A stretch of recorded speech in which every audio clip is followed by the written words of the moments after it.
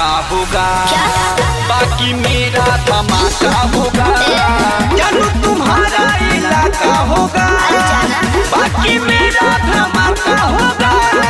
जानू तुम्हारा इलाका होगा, बाकी मेरा धमाका होगा। बाकी मेरा धमाका होगा, मेरा धमाका होगा।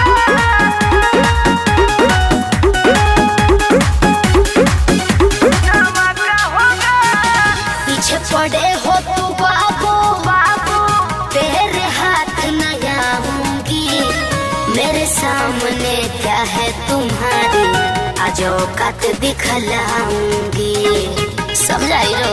अरे जाजा तेरे पीछे जानता हूँ जमाना है, तेरे लिए मेरा दिल ये दीवाना है। जान दे देंगे तेरे लिए हम, तो दे दो। तेरे दिल में ही मेरा ठिकाना है। कभी हमसे न तेरा मेरा टाका होगा, हो कभी हमसे न तेरा मेरा टाका होगा। समझा? अरे बहुत देखे तेरे जैसे। जानू तुम्हारा इलाका होगा, बाकी मेरा धमाका होगा। जानू तुम्हारा इलाका होगा, बाकी मेरा धमाका होगा। तेरे में दम है, तू आइटम बम है। मेरे जख्म का जानू तू मरहम है। क्यों सताती है नहीं बताती है, तेरी अदा है। राहुल सुरीला राणा तुझ पे फिदा है। जानू तुम्हारा इलाका होगा, बाकी मेरा धमाका होगा। जानू तुम्हारा इलाका होगा, बाकी मेरा धमाका होगा। गोली गोली चर्चे ही मेरे सरेआम है। एक बैलेंस गाड़ी शहर में मकान है।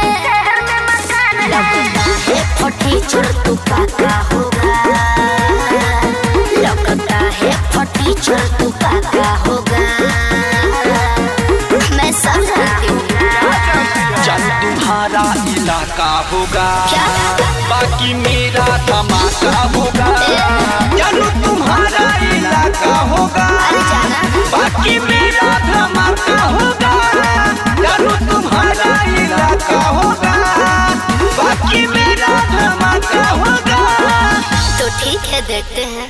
देख लेना।